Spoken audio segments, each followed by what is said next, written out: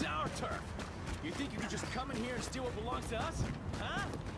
I'm sorry. Come on, okay? you got I'm it. sorry. I didn't.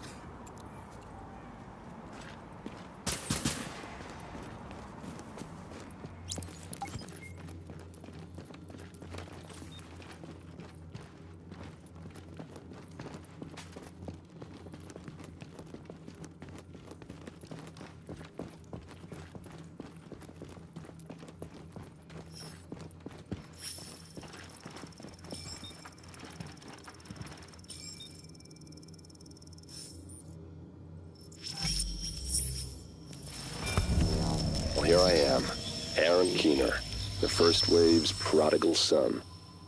Normally I'd do this face-to-face, but I'm not 100% sure which way you'll jump. You act one way when Ms. Lau is watching, and another way entirely when you're off the leash. That's an interesting contradiction. You see, I think that deep down, you get it. You know, the old rules, laws, governments, those things died on Black Friday.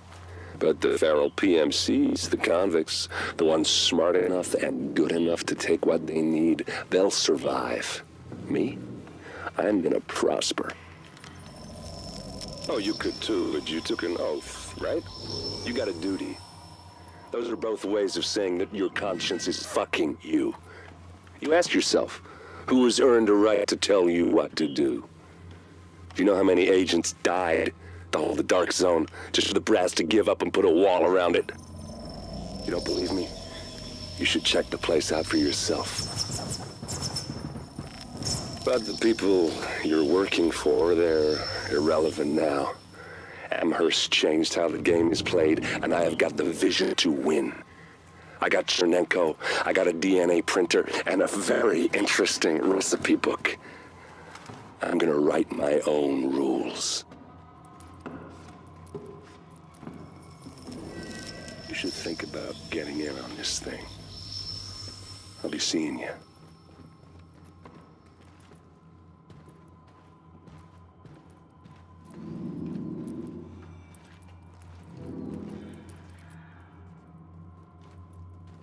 Agent, the information you found in that lab was the crown jewel.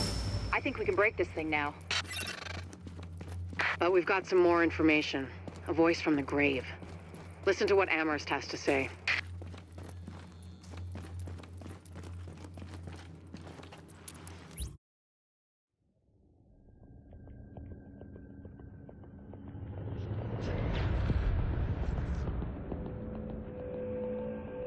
What you're looking at is the smallpox virus, one of the deadliest pathogens on the planet. For centuries, it did a wonderful job of helping keep the human population in check. But times change, and sometimes Mother Nature needs a hand in improving her creations. Like, say, speeding them up a little bit, making them contagious when they should be quietly incubating in a host, or making them more lethal.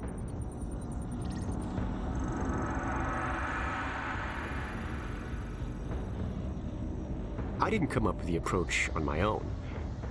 My friend Vitaly is one of the pioneers in the field, and the idea has been around for years. Genome as data. You see, once we digitized DNA, we made it infinitely mutable. We could do 1,000 virtual variations in the time it used to take to grow a 1 lab-grade generation of pathogens. And we could pick the best, most lethal combinations and make them real. That's how you make a killer virus, you see. Mix in genetic code from other diseases, and you move the sliders all the way up on lethality and virulence. The goal was a 90% mortality rate. I'm not sure my green poison is going to quite hit that, but honestly, that's just details. As long as most of humanity goes, the Earth stands a fighting chance. Technically, technology is what's killing the planet. But that's not really the case. It's the greed that drives the technology. But a funny thing happened on the way to $100 genome maps and 3D printed plastic toys. Someone figured out those technologies could be repurposed, modified for the greater good. Me. Now, my virus is going to do what nature's always done. Decide who lives and who dies. And if nature decides I die, then I die. If nothing else, I'll have a lot of company. Natural selection at its finest, helped along by a little unnatural genetic manipulation. It's all data, really. Life's just a method of processing it. The same way I processed the smallpox genome on my laptop. And who's to say that wasn't the plan all along? If, by some miracle, you survive green poison, then nature's decided you deserve to live. The rest of us shouldn't and won't. Godspeed. I'll see you in hell.